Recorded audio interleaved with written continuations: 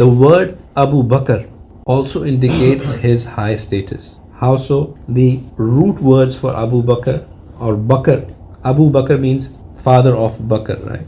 The root words for, this is his kunya. The root word for Bakr are ba, ka, ra, right? Ba, kaf and ra.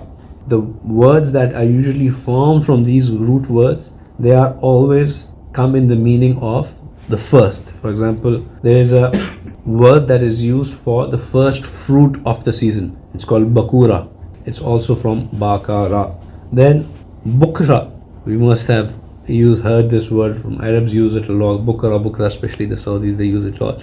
Bukra is usually used to say the first half of the next day, right? That's what it means. Bakira, you might have heard this word. Bakira is a woman who has not yet been with her husband. So this is the first time she would be with her husband. So this Bakara usually comes in the meaning of the first, and it fits Sayyidina Abu Bakr Siddiq as he is the first in the Sahaba in their ranking as well.